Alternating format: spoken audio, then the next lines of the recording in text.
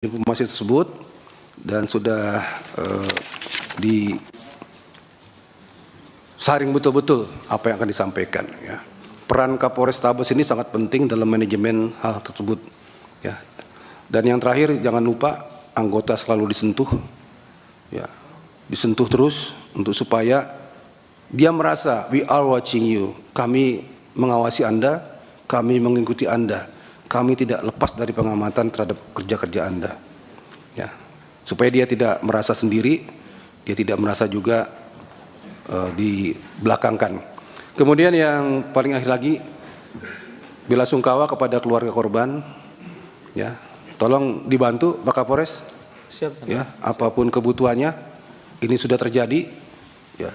Korban dibantu yang betul, masyarakat ditenangkan, kasih informasi yang benar. Jangan ada yang ditutup-tutupi, dibolak-balik. Ya. Kemudian anggota segera ditindak sesuai dengan ketentuan yang berlaku. Terima kasih Pak Ketua. Ya, itu dia Pak. Yang paling dua hal ya Pak ya, yang menjadi ramai sekarang. Pertama terkait isu bahwa malam itu tidak terjadi tawuran. Tadi Bapak sudah jelaskan. Tapi memang ada sumber yang mengatakan itu yang security dari apa itu Pak? Saya dengar di radio. Perumahan Paramount Pak. Ya, mungkin bisa dijelaskan Pak yang benar security. Jadi izin Bapak, ya. Ada penjelasan dari security, dua security Perumahan Paramount, yang menjelaskan seolah-olah memberikan kesaksian bahwa di depan Perumahan Paramount itu tidak ada tawuran. Kami sudah mengkonfirmasi kepada dua security yang dimaksud. Penjelasannya adalah security ini adalah office security Pak. Dia kerjanya pagi sampai sore. Jadi sore pulang, besok baru masuk lagi. Jadi malam itu dia pun tidak malam ada itu di dia tidak ada di tempat Pak. Okay. Jadi penjelasan dari yang bersangkutan betul ada pihak yang meminta keterangan terhadapnya. Namun kemudian ada dipotong penjelasannya Pak.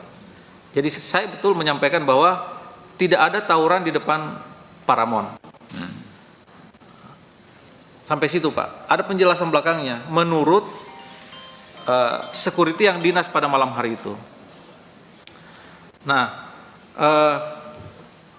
jadi ini juga mungkin perlu kami sampaikan Pak bahwa pengertian saksi itu kan adalah orang yang melihat, mengetahui, merasakan sendiri. Jadi terhadap orang yang tidak melihat, orang yang tidak mengetahui, orang yang tidak merasakan, ya posisinya bukan saksi. Nah, itu juga yang terjadi kepada kedua security ini Pak. Security ini juga sudah memberikan kesaksian.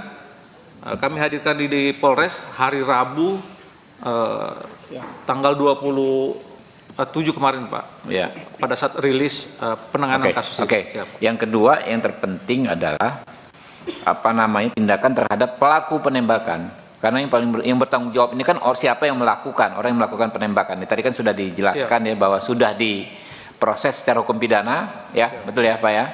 Dan dalam konteks etik juga sudah diproses. Orangnya sudah ditahan juga ya, pelakunya itu ya. Siap betul Pak. Ya, oke, ada lagi dari teman-teman berikutnya, Pak Hinca Panjaitan sebagai sesepuhnya Komisi 3 ini, silakan Pak.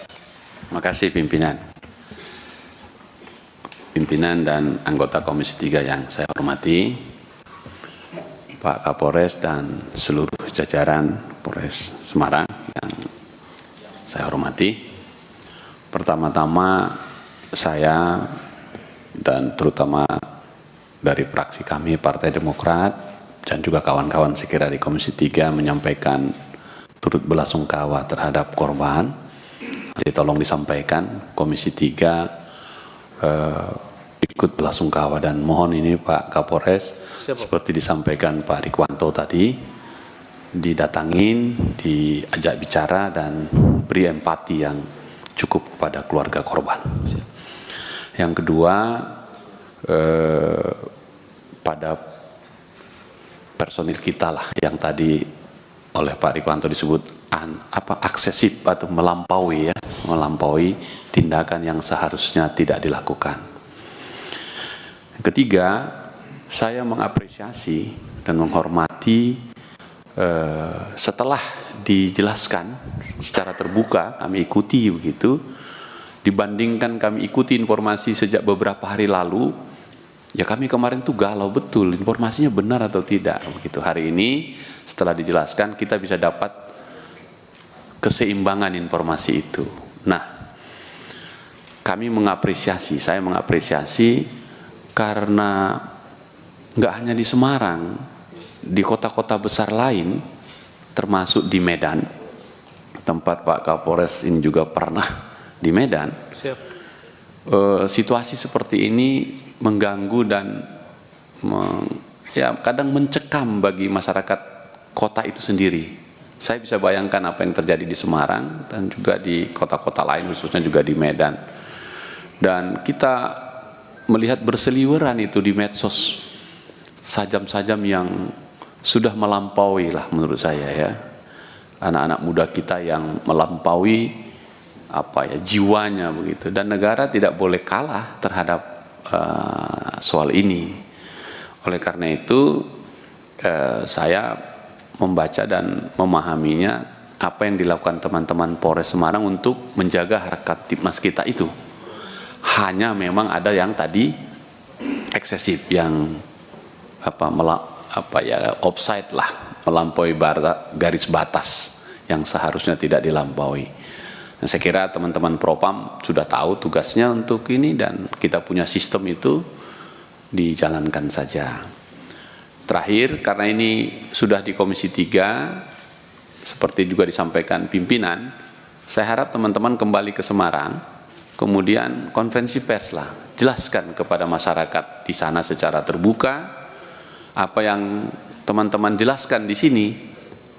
Mungkin belum semua bisa mengikuti apa kita pagi ini, rapat kita, tapi sekembalinya jelaskan, dan kemudian kami minta sekembali dari sini Pak Kapolres langsung mendatangi rumah atau keluarga korban untuk menyampaikan duka dan empati dari kita semua, karena kita kehilangan anak muda kita yang harusnya punya masa depan, tapi terpaksa harus kehilangan nyawanya dan kehilangan masa depannya. Sekaligus ini pelajaran bagi anak-anak muda yang bentuk-bentuk geng seperti ini, tawuran-tawuran seperti ini, untuk diambil hikmahnya agar tidak terjadi lagi kejadian yang serupa. Plus, kalau boleh saya izin pimpinan, pengalaman Semarang ini tolong disampaikan kepada Polda dan Kapolri agar menjadi pengalaman berharga untuk Polrestabes lain. Bahkan ada yang tidak Polres kota besar, Polres biasa pun tawuran ini juga ada.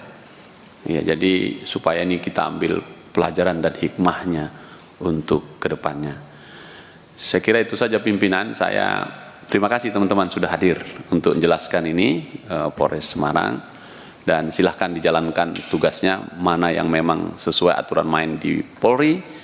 Teman-teman Propam, tegakkanlah aturannya sesuai dengan mekanisme yang berlaku. Itu saja pimpinan, terima kasih. Terima kasih Pak Inca. Berikut Pak Rofikin, ini orang alumni Semarang nih Pak. Silakan Pak. Assalamualaikum warahmatullahi wabarakatuh. Yang saya hormati dan saya banggakan pimpinan Komisi 3 beserta seluruh anggota. Yang saya hormati Pak Kapolrestabes beserta seluruh jajaran. Saya tidak panjang lebar Pak. Yang pertama, kami beberapa hari ini memang mendapat informasi yang sumir. Jadi ada yang mengatakan bahwa penembakan ini karena senggol menyenggol mobil lah segala macam. Tapi tadi dengan penjelasan Pak Kapolrestabes saya kira ini sudah jelas. Tidak perlu diperpanjang lebar lagi, bahwa memang tabayun kita di sini menghasilkan sesuatu yang positif kalau menurut saya. Yang kedua Pak Kapolrestabes, saya ini asli Kalimantan Selatan Pak, tapi saya tumbuh besar di Semarang. Jadi saya tahu Pak, nih gangster-gangster. Ini ada hukum sebab akibat Pak Kapolrestabes. Kenapa? Di Semarang itu Pak, sangat mudah untuk mendapatkan minuman keras. Congyang, Ciu, CS-nya itu dijual, bahkan lebih mudah mendapatkan itu daripada air mineral. Pengalaman saudara ya?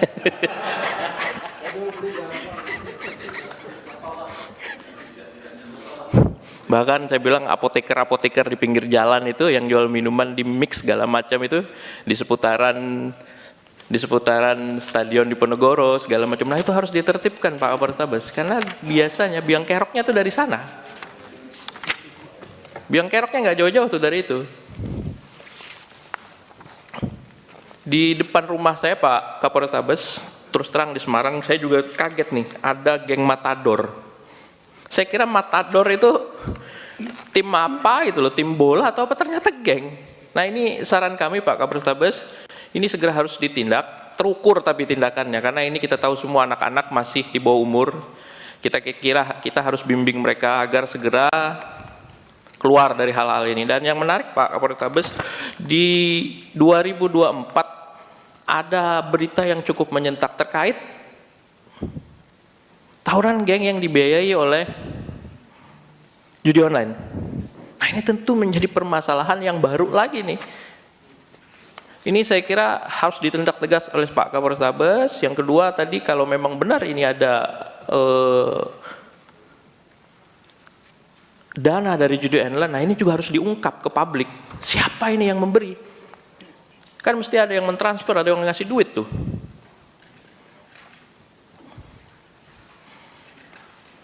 Yang ketiga Pak, yang ini yang terakhir, saya tadi ketika melihat penjelasan tadi kan ada kejar mengejar Pak. Kalau tidak salah di depan Indomaret itu kan tadi ada kejar mengejar. Nah kejadiannya itu kan kalau tidak salah di seputaran Sampokong itu kan cukup sepi. Saya tahu biasanya kalau yang di area depan itu di Sampokong itu sore menjelang malam itu ramai, tapi kalau yang agak ke dalam memang agak sepi. Nah ini juga harus dijelaskan ke publik Pak. Jadi jangan nanti bias di media itu macam-macam Pak. Jadi agar citra Polri yang sudah baik ini tidak ternodai dengan hal ini. Terima kasih Pak Kapolrestabes. Assalamualaikum warahmatullahi wabarakatuh. Waalaikumsalam warahmatullahi wabarakatuh. Dari sayap kiri, Bu Dewi. Bu Widya. Nah, Pak Wayan. Ya, silakan. Senior kita nih, silakan senior. Assalamualaikum warahmatullahi wabarakatuh. Salam sejahtera bagi kita semua. Om Swastiastu, Namo Buddhaya, salam kebajikan. Kalau boleh berkata jujur, dalam waktu pendek ini kita melihat dan menyaksikan mengunjungi Sumatera Barat, dan kali ini kita bertemu dengan kawan-kawan kepolisian Semarang ya. Pak Ketua, ada suasana yang luar biasa beda ketika kami bersama teman-teman di Sumatera Barat, ketika ingin melihat kejadian fakta-fakta tentang polisi tembak polisi. Kali ini suasananya bukan hanya panas tapi malah teduh gitu. Apa ini karena kepemimpinan Komisi 3 atau karena Kapolrestabes yang luar biasa, atau memang kasusnya berbeda? Jika iya berbeda, berikan gambaran kepada kami Pak Kapolres beserta jajaran. Berikan gambaran kepada kami agar kami bisa yakin ini memang berbeda dengan Sumatera Barat. Berikan kami gambaran. Kenapa? Kami mencintai polisi Pak. Anggaran bertambah, kewenangan luar biasa, itu bukti kecintaan kita. Selalu ada nasihat bahwa tanpa polisi sehari saja Indonesia akan rusak. Seminggu lebih rusak lagi. Karena itu polisi penting. Nggak usah diragukan kecintaan kami pada polisi.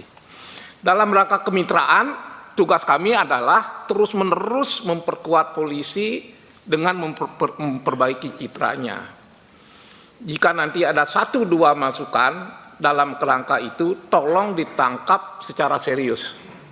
Mungkin nadanya memang berbeda, suasananya berbeda. Sekali lagi jelaskan itu.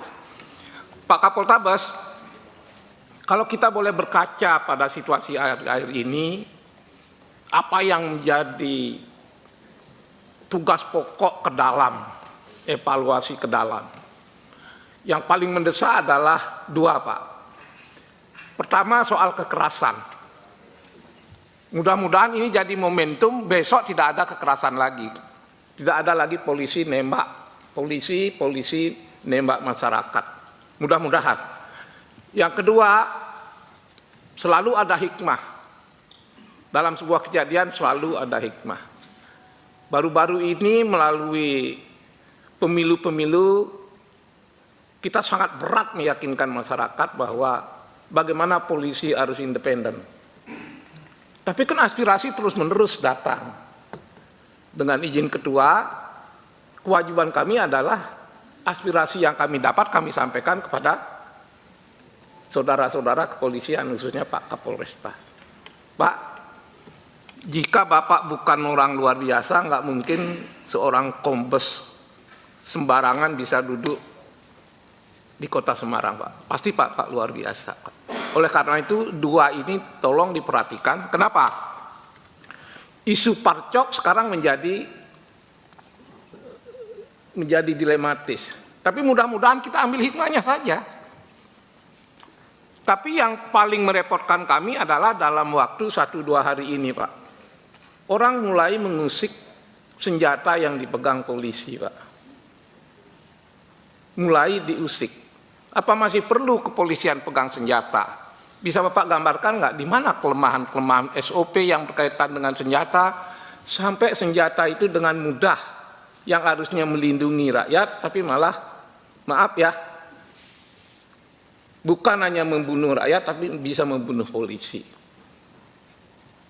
Ini hati-hati karena kajian, walaupun belum berupa undang-undang, kajian yang ada tentang bagaimana polisi cukup bermodalkan pentungan di berbagai negara maju, kelihatannya perlahan tapi pasti kita akan mengarah ke sana.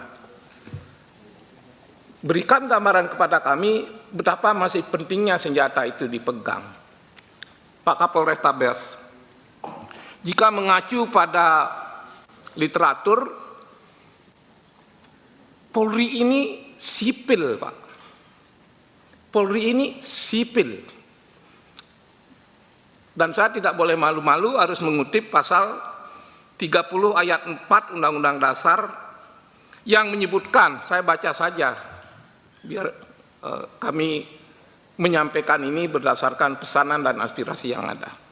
Apa bunyi pasal itu? Di situ disebutkan bahwa Kepolisian Negara Republik Indonesia sebagai alat negara yang menjaga keamanan dan ketertiban masyarakat bertugas melindungi, mengayomi, melayani masyarakat dan menegakkan hukum. Itu ciri dari polisi sipil. Apa yang membedakan polisi sipil dengan tentara misalnya? Polri adalah sipil, karena itu dia non-kombatan, non-tempur. Apa yang membedakannya dengan tentara? Tentara kombatan, tempur. Akhirnya kami capek menjelaskan kepada masyarakat bahwa polisi masih perlu pegang senjata. Ada literatur yang akhirnya tadi pagi saya temukan, sesungguhnya polisi itu tidak perlu pegang senjata, kecuali sedang menghadapi kasus-kasus berat tertentu. Apa itu? Terorisme, kejahatan besar. Hanya itu yang polisi boleh pegang senjata. Itu pun dengan izin. Lalu ada catatan yang mengikuti kapan senjata itu dikembalikan. Melihat bayang-bayang ini, maka mulailah jika polisi itu masih boleh pegang senjata, gunakan secara baik. Jangan digunakan untuk menghadapi rakyat. Sekarang khusus kepada Pak Kapolrestabes yang saya dengar reputasinya bagus. Ya, saya dengar. Karena itu saya berharga untuk menyampaikan saran. Pak, jangan pasang badan melindungi anggota dalam kasus ini, Pak. Cintai kepolisian dengan bertindak tegas. Kalau dia salah, lakukan kesalahan. Karena kalau di Sumatera Barat kan sudah ada proses persidangan dan dipecat. Lalu di Semarang Bapak sudah melakukan apa? Dan akan melakukan apa terhadap hal ini? Satu tujuannya agar masyarakat tenang, masyarakat merasa aman. Polisi masih boleh pegang senjata, tapi polisi itu tidak mengarahkan senjatanya ke masyarakat. Apa yang akan Bapak lakukan sebagai terobosan agar kejadian ini tidak terulang? Sebenarnya kami ingin menagih janji dan sejenis komitmen.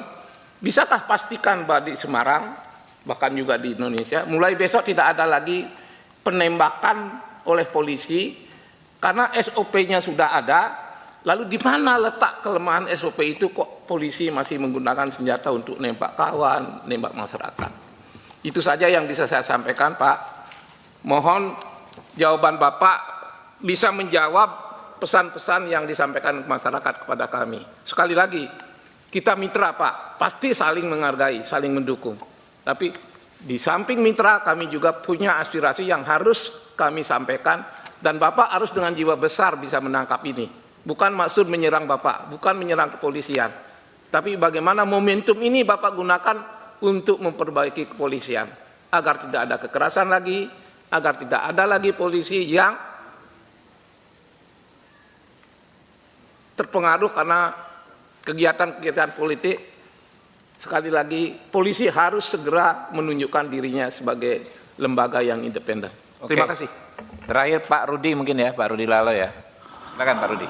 Terima kasih pimpinan.